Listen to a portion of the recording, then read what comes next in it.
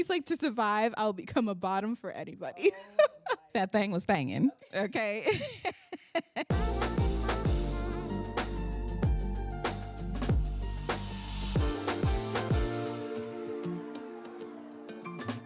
Let's talk. I don't think I can wait any longer. I want to talk about Armand. Let's talk about Armand. I don't like Armand. Okay? Mm-hmm. I hate the TV show version worse. But Than the both of movie. them, but both of them are terrible. Yes. Both of them are terrible. Yes. Big spoiler. He directed the play. He directed the play. Listen, if you watch the show, you know what a big deal that is, because what we're saying is that Armand lied to everybody. He lied to the people he loves. He lied to us, the audience, for so long. And that was such a huge reveal. Yeah. So just on top of that, I mean, there's so many things that we can talk about in the show alone that he did that makes it so you cannot stand Armand. It's not the actor. And that's the thing. We love the actors so much because they made us feel something. Absolutely. And, both Antonio Banderas in the movie. Look at her face. He made me so mad because he could hear Louis crying down the hall saying, help, help, because Claudia is literally about to die, which, oh my God, Claudia. All the Claudias. Oh my God. And he closes the door and just sits in his room like he can't do anything. I know. Which was 10 times worse in the TV show when he's sitting behind that pathetic little gate like, I couldn't save her. Please, you're how old? The oldest vampire in the world, the most powerful vampire. This fool can go out in the daytime, okay? And he's acting like he can't stop a bunch of his vampires. Yeah. This was his coven. His place. And he said, I couldn't save her. The way we paused when we were watching it and we were like, you liar. Such a liar. I hated him. I'm sorry. I hate him so bad. I mean, that's a good place to start, I guess. Talking like, about how like much him. she despises Armand. I despise him. Every time I hear his name, anytime I hear someone with the name Armand, I'm like, no. So it makes sense that she was okay that my succulent died such a horrendous death. I mean, yeah, it was okay. He like withered and died, and I was like, I guess he wasn't. I guess he wasn't supposed to be here. So, that's where I stand with Armand, and I know you agree with me. Talk about it in the comments. I want to hear, because first of all, everybody on the show and the movie is beautiful. Like, we're not talking about anything other than the character. But Armand with the hair and those huge orange eyes, he's beautiful. His beautiful. Skin, God. But he's horrendous. The worst person you've ever met. So if we're going to talk about villains in the show, antagonists, of course, Armand is at the top. Of course. But also Lestat is a villain. No. And no. Lestat is a green flag villain for me. I mean, absolutely. So if you've seen the show, then you know that there is some domestic violence going on between Lestat and Louis, because they have this I mean, they're living the happy life. They adopted a daughter. They're doing their thing. Yeah. But things got real violent between the two of them, and Lestat was the aggressor. And so we can't say that he wasn't. No, we have to acknowledge the fact that he did have toxic behaviors, and Louis basically backed down whenever it came to him defending himself. And that's why Claudia was so mad. He's just like, why are you accepting this behavior? Why are you accepting being treated horribly? And we have to talk about why, because when it comes to relationships like that, people who are the aggressors usually give gifts and make things better. Take him to the opera, give him gifts, give him this nice house on the luxury street that they were living on in New Orleans. So Yeah. But we loved him so much. He gave us all these good moments when they were yelling at each other in the coffin. He said, bon nuit, and he just went to bed. Love it. And he was really, really funny, and we liked his moment, like all of his moments on TV. But God, we can't just ignore the fact that he was horrible to Louis. Horrible. Horrible. Yeah, but acting like it's Louis's fault. The king gaslighter. Oh my God. Because he was doing it because Louis was acting a certain way, because he wasn't, loving him as much as he wanted him to love him. Mm-hmm. And so, of course, he, did all the things he ended up doing. So, I mean, that's classic abuser behavior. Yeah, but then we got to talk about why. I feel like hurt people hurt people. Exactly. So whoever his Turner, his maker was, probably hurt him too. So it wouldn't be too far off if, Exactly. So we acknowledge that he is an abuser and he is the antagonist. One of Louis's antagonists, because he has two. Because all these men just like fall for him. It's crazy how much they are obsessed with him. Obsessed. They want the chocolate. Am I not? Come on. That thing was thangin'. Okay. They were obsessed with Louis. Obsessed. Which is great. I get it. It's fine. But we do love Lestat. We do. And TikTok loves him. Because y'all are great with the comps that you make on TikTok. You guys are fantastic. Mm-hmm. But we have to admit that he's not the best person. True. And I don't know why that we're so easily to excuse his behavior. When it comes to Armand, however, we hate him instantly. All the mistakes he makes, we're like, oh, he's the worst person. But what's the difference between? There is none. Exactly. I mean, they both were controlling Louis or trying to control Louis. Mm-hmm. They did it in different ways, though. Because Lestat did it with, aggression and just like you're gonna do what I want you to do with his hands. But Armand's ass did it with his mind. And we want to talk about a powerful being. He controlled him with his mind for 50 years. 50 years. Took away his memory of everything that happened. And made him into this beige pillow. Beige pillow. Lestat. And how bothered he was when he said, am I boring? And he asked Daniel, am I boring? He's like, yes, you are. You are boring. You I'm sorry. are. You provided nothing. So nothing. Okay, we've talked about our two villains. Yes. We know who you dislike the most. Armand. Hands down. Hands down. And the fact that we do love Lestat for him being so extra. Even though he is a red flag. An orange flag. He's in the middle. Because he has some green flags and some red flags. So let's give him an orange flag or a yellow flag. And he's redeemable, I think. I believe so, because when he was clutching that pillow or that piano. Oh my God, that board. It was not a piano. In his mind, it was a piano. And he was clutching it.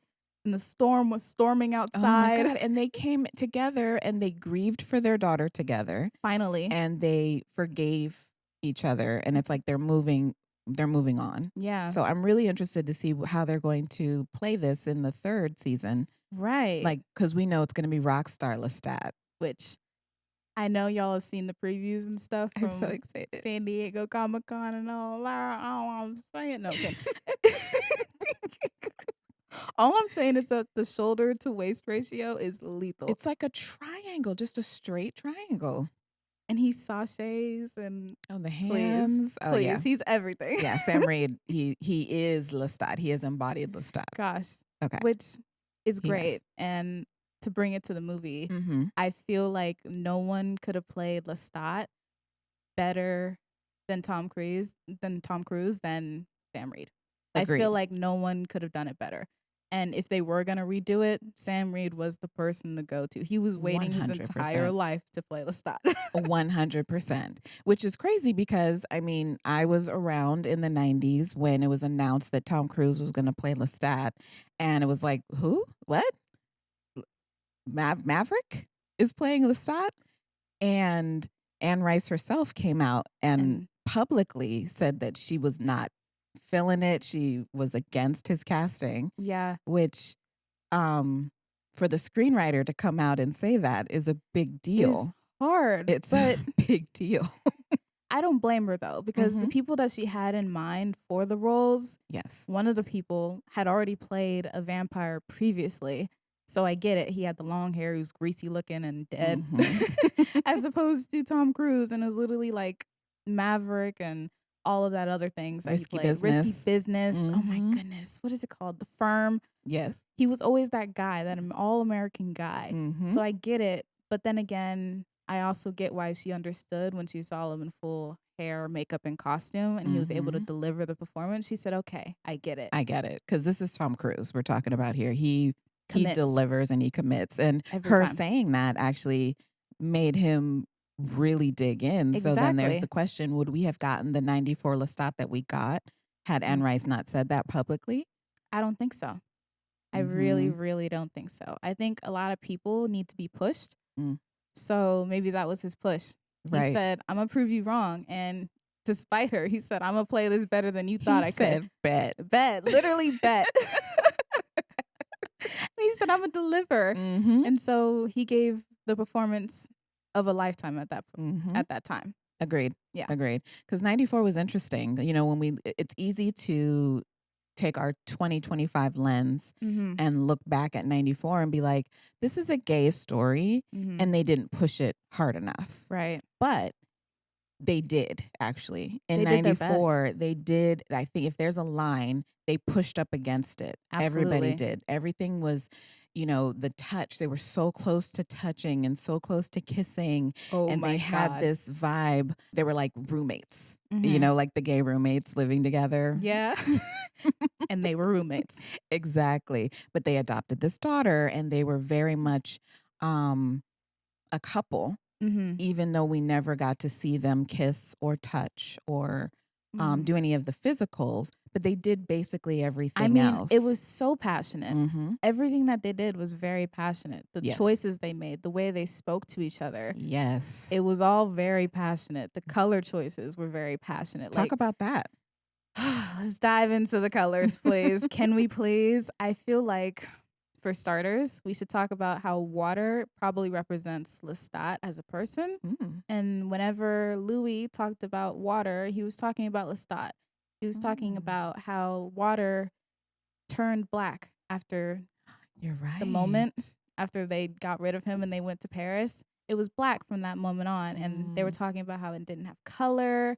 And Lestat was gone at that point. So like no the passion. color, the passion, the And life left. in their life, it just left. And at the end of the movie, the water is the brightest blue we've ever seen it. Right. And Lestat is back. So You're water right. really does represent Lestat to Louis and the life and the passion that he got with him. Mm-hmm. So in a way, he got rid of him, yeah, but he still loves him. He still wanted him there. Mm-hmm. And I mean, he was really trying to pretend as if he was fine. oh my gosh. Taking Claudia shopping, which the green dress, amazing. I love the green dress.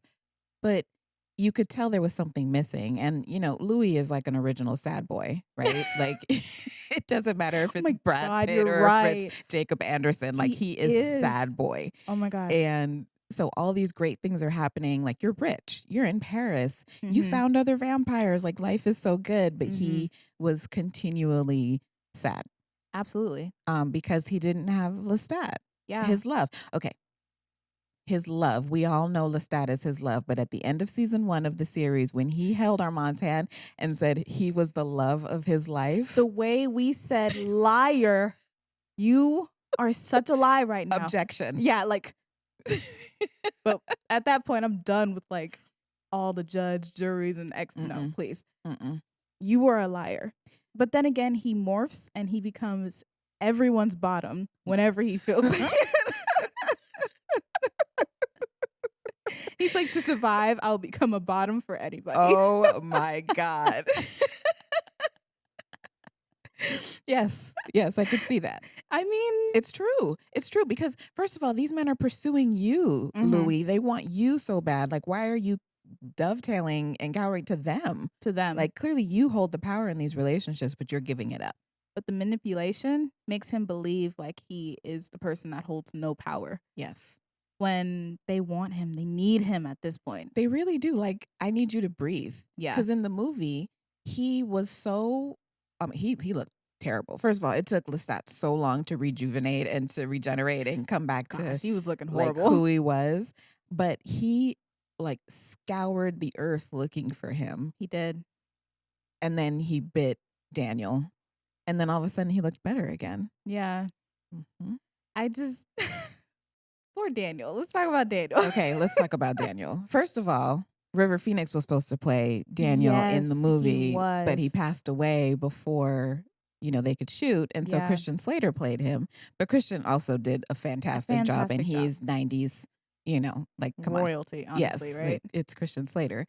And he was just so fascinated and interested in the movie from the start. Like, he was a fanboy. He was like, this is the greatest story I've ever heard. Oh, you are so cool. Like, that's good. the vibes I got from him. Mm-hmm. But in the TV show, they aged Daniel Malloy up. They did. And he was jaded. And what did he say? He says, I'm an old man and I have all of the triggers that come with it. I love that line.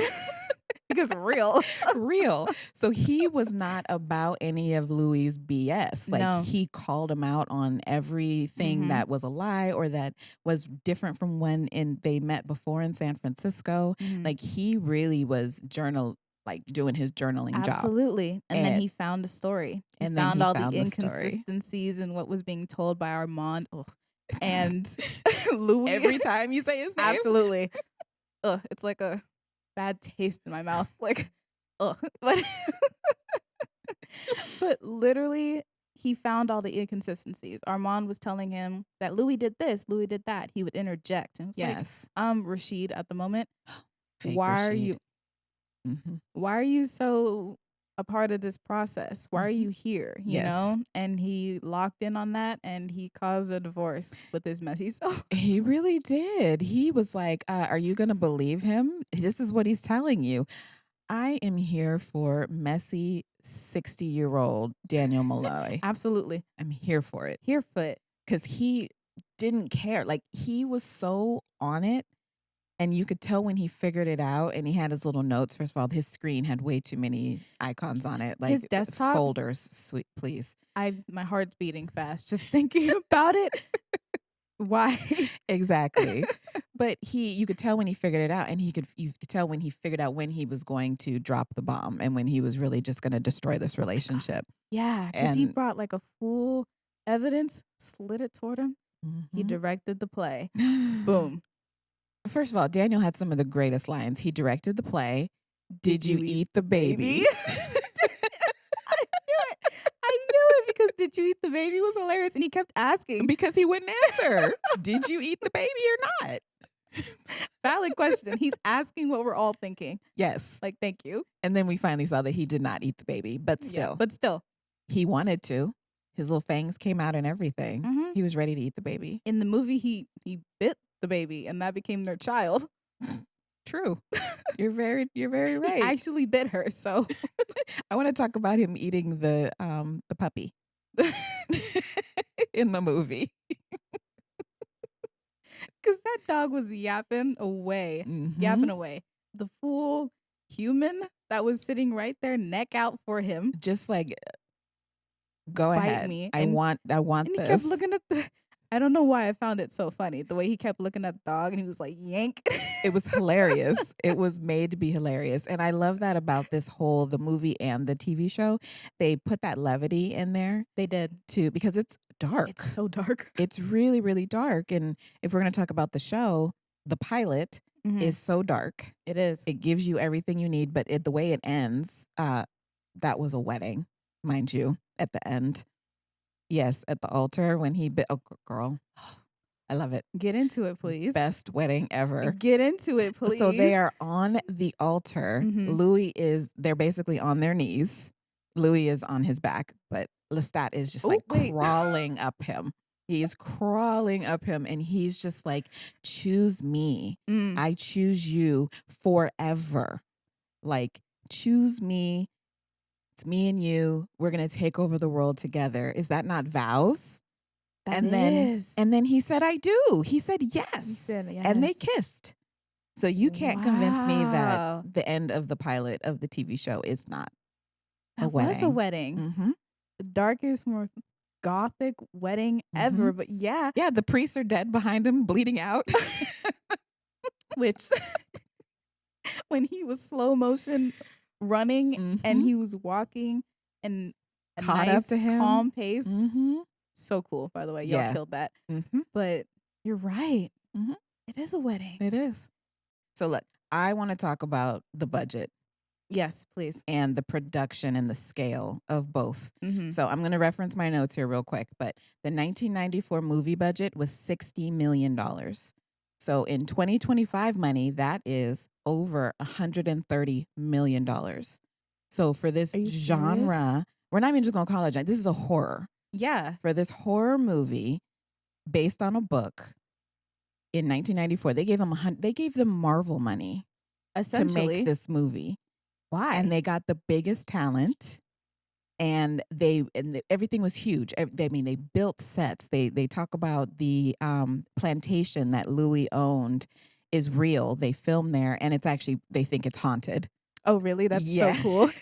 Is it still if you up? research into it, yeah. Can we go? When you go there, they say that you can hear people. I'm like, oh, those are the enslaved people. If we're really good to, okay. You said, okay. Okay, we're just going to move on from there. But it made over $500 million in today's money. So it made $224 million back in their day in 94. So the book was purchased before Anne Rice even finished writing it in the 70s.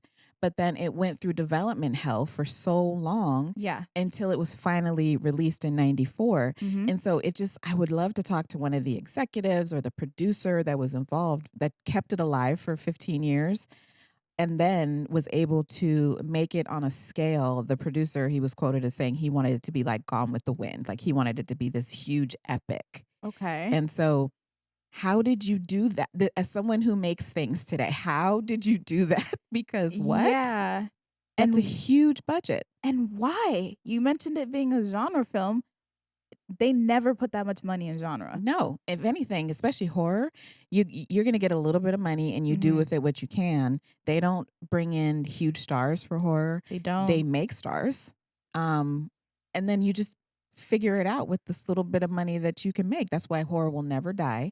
Every year we get a ton of horror movies, and that's great. I love that because that's the genre I like to play in. Right. But what? I know. Like, what was the hype? What was going on during that time? Why would you invest this much time and money and effort into something that at the beginning wasn't even published, and then afterwards didn't have any names attached to it, wasn't established? Like, why? Right. It was just this book, this amazing book that clearly got a cult following right away, but still.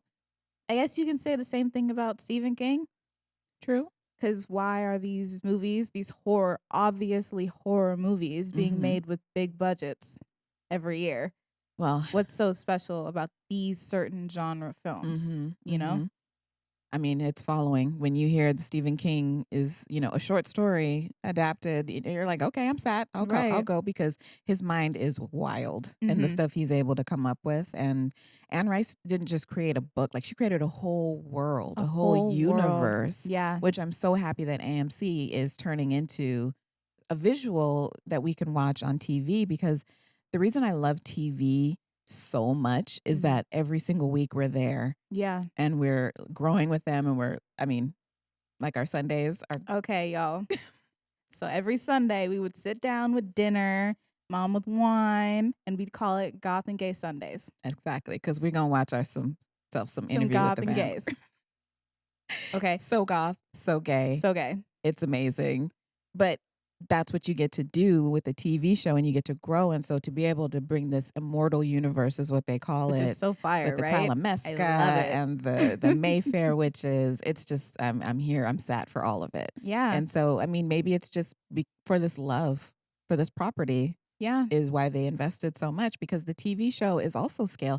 I don't know what their budget was, but they were able to create. If you watch the behind the scenes, what they were able to pull off with the production, the wallpaper down to the carpet, to the little trinkets on the table, oh my gosh, costume. It was amazing. It was amazing. Every aspect of it was phenomenal. Everyone was in their bag. It was just everyone had the ability to be creative without worry of budget and without worry of social issues or whatever, because they were pushing it and they're still pushing it now. And they pushed it even more, which is insane. Yes. But they just got to be creatives without having to worry about everything else. They got to be creatives, and that's the reason why us creatives became creatives in the first place. Yes. It was for the love of the art and wasn't for financial or whatever.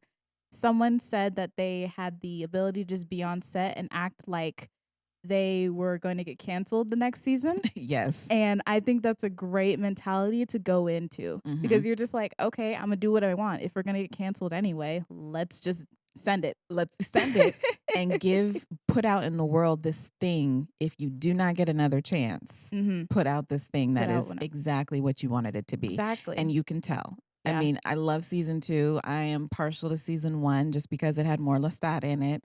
But you could tell that everybody was like, let's just do it. Let's make this amazing thing that we're super proud of. And Interview with the Vampire is what paved the way for the other shows, because if that would have flopped, we would have gotten a Mayfair. No. And they're making right now the Talamasca show. None of that would have came without that. And they killed it. They absolutely killed it. They killed it with a black lead, a mixed race couple, a gay queer couple. Yep. Seriously, talk about it. I mean, they did so many things that were pushing the bounds, which I know for my generation, it might seem like we're so used to it because we have Love Victor and we have Riverdale and we have all these things that it's like, oh yeah, we see it all the time. But they were pushing the bounds in a lot more ways than one, and we got to appreciate it. And especially for the costumes, they basically represented what the characters were feeling internally through their clothes.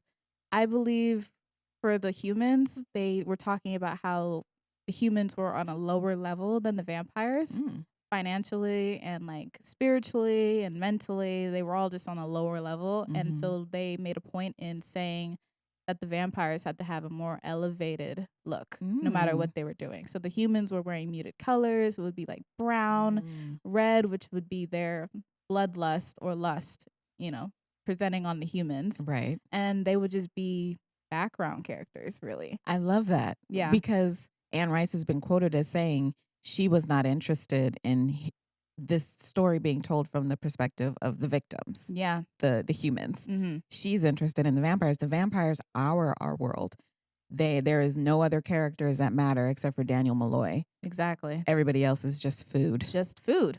Which I think was really highlighted in the movie. A lot of the humans were wearing blood red. Like a lot. People that were obviously interested in becoming food for Louis and Lestat, for even the Theater of Vampires. The people who were in the audience were really engaged. They were wearing blood red. Ooh. They were the targets. And that's all you are as a human. You're food. So it's kind of sad, right? Because everyone who gets the colorful colors and exciting silhouettes and shapes, they were the vampires. Always. So you brought up the theater. Can we talk about that?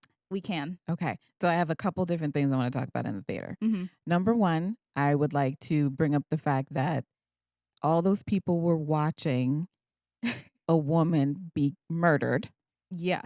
But because they thought that it was fake, they put aside their discomfort and just watched. Exactly. And I feel like we do that with TV and with movies, because if it were to be revealed one day that these things, this horror movie that we watched was actually real, they actually ran around and murdered those people, like how would we feel about that?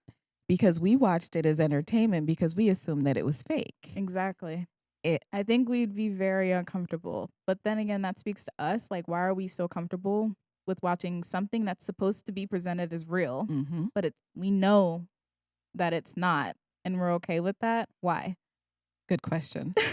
Good question. Because as someone who watches a lot of things where people are murdered. Oh, no. I'm like, I need to see these actors, please. But that goes, not to completely change the subject, but when the first found footage movies started coming out, we thought they were real. Oh, I because the love. way that they were presenting it, Blair Witch was marketed like it was real, and it looked like footage that we were taking with our own VHS cameras. Right. So, but we all like flocked to the To the movie theater to see it. watch, to You see. still went to go see it. Like, Exactly. So what does that say about us as people? we're curious.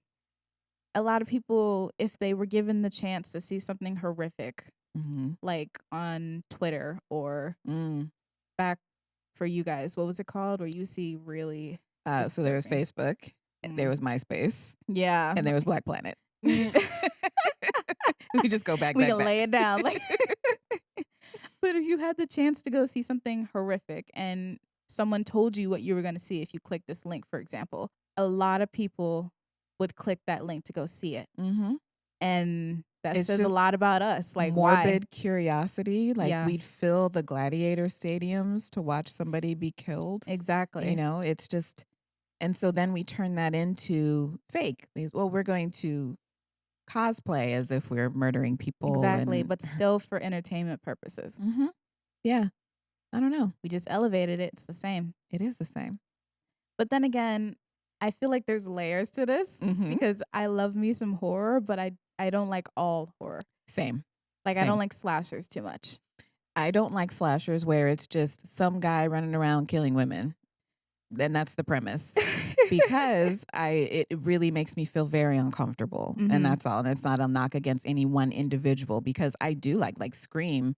When Scream came onto the scene, I was really excited because it felt like a different kind of slasher. Yeah, it wasn't so grotesque. Like, why? You didn't have to do all that and showing very intimate parts of people and just it gets way too. It was too gory. much. Yeah. So going back to the theater, so we had that very deep discussion. Everybody in that stadium or in that theater wanted to be a vampire. They did. Just watching what was going on, they were just like, I'm here for it. Yes, I would like to also do that. And so that brings me to just vampires as creatures, because they are creatures. But they are at the top of the list because nobody would choose to be a zombie or whatever creature you have out there, a werewolf. Werewolves. Oh, oh my goodness. I would never. I wouldn't be an alien. And none of that. Alien, werewolf, zombie, none of that. But people would be a vampire because you can assimilate. And that's a nod to Anne Rice and what she did. 100%. We can also talk about the fact that she hates Dracula. She mentioned once in the movie and once in the TV show. She threw some shade. She threw major shade at Dracula, talking about how the vampires were ridiculous. In the TV show, they were literally watching Dracula at the movies and they were laughing hysterically. So that's hilarious. But that is a nod to Anne Rice and what she did for vampires. Up until that point, vampires were creepy. They were scary. They were horrible, like hidden in the darkness in a castle up on a hill away from humans. But she created vampires that were attractive and that were, I don't know, that we wanted to be because they were cool and they were immortal best. And yes, they looked great. Well, they were always rich because, first of all, if you've been here for decades and centuries and you haven't figured out money. That part. Okay. That part. So they're all rich. They're all beautiful. Beautiful. And they can assimilate in culture. So you could be sitting here talking to a vampire and not know it. Not know it. And that's what is so beautiful about this particular creature. And to go back to the point about Anne Rice and Dracula, like so let's say that you were a vampire, right? And you're living in this world and somebody creates a movie that is 100% wrong. Exactly. About who you are. I get it. And so that's what's so funny. But the fact that she did it in both the movie and then they took that and did it in the TV show. They wanted to make it known that vampires are this now. Yeah, like we are not this ugly, gross thing. Yeah. We are beautiful and you want us. I mean, everybody wants them. We want to be them. Exactly. Please. But I also want to talk about the fact that Anne Rice paved the way for a lot of shows and people in my generation. Right. I like to highlight the fact that Twilight and the Vampire Diaries would not be here without Anne Rice's version of vampires. Yes. Like we wouldn't have like a Damon in like a leather coat or Klaus Michelson in like a V-neck. And I know you guys know which V-neck I'm talking about too. The V-neck with the beads. Yeah. And we wouldn't have sparkly Twilight. Skin. Like, we wouldn't have those versions because those versions are fantasy-esque and we want to be them when we... And we want to be with them. Yes, all the time. We wouldn't have that without Anne Rice. Very true. So shout out to Miss Rice. Paving the way. She's everything. Yeah. So in my generation, when Anne Rice's Interview with the Vampire came out, well, first, let me go back and say, one of the producers of the show said that each generation deserves a chance to know and love this property in a way that's relevant to them at their time. And so in the 70s and 80s, we had the book. They had the book. The 90s, we got the movie. And now we have the TV show. And they all feel relevant. They all feel new. And so, like, for me personally, when in the 90s, when it came out, I was still in middle school. And so nobody would take me to go see Interview with the Vampire because it was horror and scary and whatever. And so I had to wait until it came out on HBO.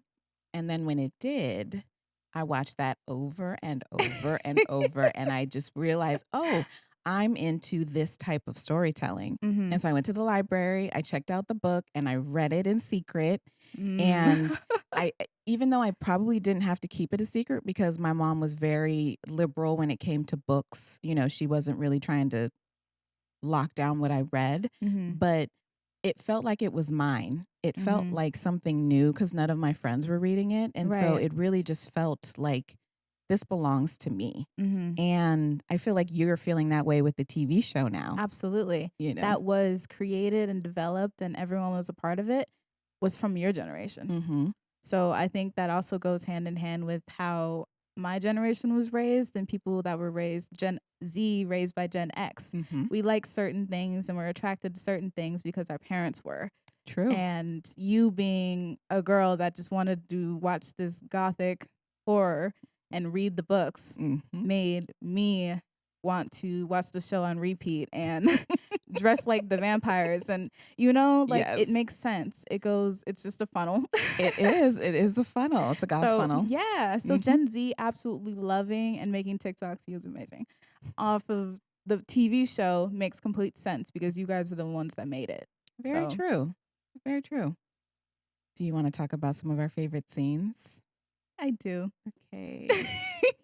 I do.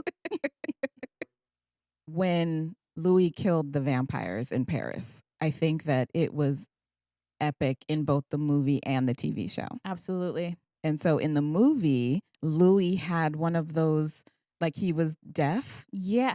What is the thing quite called? Literally deaf. Oh my goodness. He set a fire. And when those vampires came up out of their coffins, he was beheading, slicing them in half.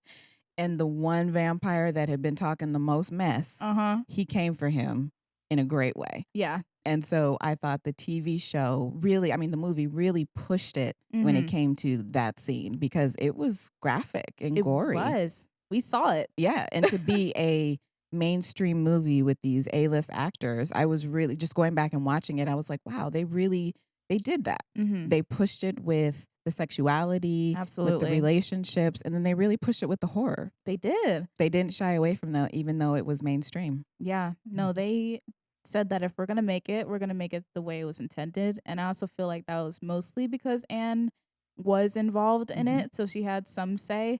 She was like, please keep this, or if you want to do this, you're going to have to do this. And so I appreciate her being a part of the project, you know? Yeah, to be the writer of the books and then also the screenwriter of the movie, she was able to maintain a little bit of her vision. Absolutely. Going from, you know, one medium to the other. And then she was also involved in the TV show before she passed away. She was. So I'm super glad she was able to set the tone. Yeah. And just push it on to the next. Absolutely. So what about you? Oh my goodness. I'm going to have to say the TV show and the fight in San Francisco. Can you like recite that entire fight? I think you can. Fight? Yeah. I just know that I love the my daughter was my sister was my throw pillow when she wouldn't look at me kindly. Lestat. Fantastic. So good. Fantastic. Honestly, when they went at each other, the beige pillow. Oh my God. Soft, boring. I think I think it was fabulous. It was amazing. Because it was such a relationship fight. People who are together fighting because they're bored of each other at this point. They've seen too much of each other. Right. One wants to die. One wants to continue. It was just perfect. And it really just brought together their relationship. Yes. And it set the tone for why their relationship in the current time, in 2022, I believe, was the way it was. True. And it made sense. Because that is when Armand started controlling him, was after that. Exactly. And we had to figure out why, you know? So they started at one end and then the other and then kind of met at the fight. And so the entertainment obviously was fantastic. Amazing. But then I love that they explained everything. And from that moment on, we were like, something isn't right. Why is this going on the way it was? Don't get me wrong. We were obviously told why it was the way it was with the set design and the costume design, which I'd like to please talk about just a little aside for a second. The way they started dressing like each other in the penthouse. Yes. They became kind of creepy. It wasn't them dressing like each other. Louis was being more controlled towards him. Armand. Armand had slowly but surely created this version of his husband that he wanted. Yeah. And he was 100% a clone of Armand. This little, I don't know, this mushy beige pillow. A beiger pillow. A beigist. Like, how are you going to take all the life out of him? And he wore every single color in the pilot. True. When it was back in New Orleans. Every single color. He was dressing to the nines, tailored, everything. But then you take us to the penthouse in 2022 and he's wearing black. You're right. He's literally imprisoned by his... They had this type of situation everywhere. Literally imprisoned by Armand. Oh my goodness. And the one room that he liked the best was the one with the pink tree. And that was the only color he had in his life. And it was so sad because he no longer wore sharp lines and he was wearing this linen shirt. And it was just so sad because he lost every ounce of light in him. Yeah. And with Claudia. Yeah, with Claudia. And I know Lestat is toxic, but he brought the light for him as well. He did. So. Yeah. If Lestat was more healed, they could have worked through their issues without there being so much trauma. Yeah. Because I really do feel like he loved him, like Absolutely. with his soul. Yeah. Versus Armand just really was infatuated with Louis and he wanted to control him. Absolutely. Yeah. It's a difference. All right. So mine is both the film and the movie, the sequence when Claudia is coming of age. Yes.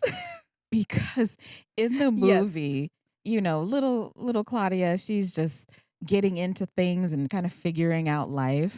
But in the TV show, she was killing people. She's killing cops. She's killing people she's not supposed to kill. She is, you know, trying on her clothes. She's eating food and throwing it all over the place. Yeah. And all you see is Lestat and Louis in cardigans, mind you. Dad sweaters. The one and only time Lestat wore a cardigan, a sweater vest, or whatever you want to call it. It was so shrug. I said, who is this? He's a dad. They made him full dad because he was sitting there talking about, I don't like her in that pleated skirt. And you know, Claudia, we don't kill cops. Like he was full dad in that time and they dressed him like that. They did. And I just thought it was so fun and it was so light. And like I said, just bringing the levity to the show. Yeah. Because then right after that, things got really dark. Really? The way that episode ended was really dark because Claudia tried to self-harm and it went off the rails. So we needed, you know, that lightness before. And we really appreciate that because if it was completely dark, we probably wouldn't like the show as much as we do. True. Very true. It would just be too much. It would be way too much. And we have shows like that. We do. Thank you. Okay, one more. You get to choose. Oh my gosh. I'm going to say when Lestat was torturing the opera singer. That's probably one of my favorite scenes, period. Because this poor opera singer was down there. First of all, he was trash. He shouldn't have been down there. Garbage. But it ruined his whole time when he got the note wrong. See his face? He was like... the stress in Lestat when he got a note wrong. So then not only did he just like, oh, I have an attitude because this opera singer was off key, he kidnapped him, took him back to their apartment, and started torturing him. Forced he was him to play it right. draining him of his blood Mhm. and then made him sing. And every time he got a note wrong, he would note it in He'd mark it. in Are blood. you serious? He'd play with his food. Louis Yes, he couldn't was. stand it, but He he couldn't always loved stand to it. play with his food.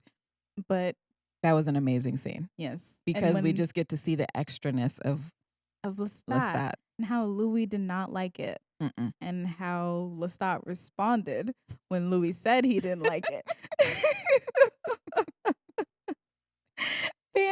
Fantastic. The extraness is my favorite. And that's why Yes. we love Lestat so much. Yes, So, in both times. so we decided that we wanted to end this one with a takeaway. Oh yes. Okay. Okay, I think I'll go first because I like yours better. Okay. And my takeaway from both the movie and the TV show would be just kiss. Just kiss, y'all. It's okay. Yeah. And especially for the TV show, y'all know it's legal now, so Let's do it. kiss. And mine is invest more in horny horror.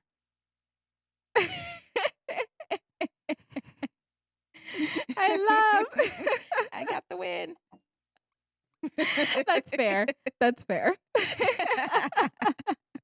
All right, babe. Thanks. Love you. Love you. We appreciate you watching Our Two Gens. Please subscribe to this channel to get notified when new episodes drop weekly. You can find our podcast on Spotify and Apple. And don't forget to subscribe to Our Two Gens on Patreon and join the conversation on Discord.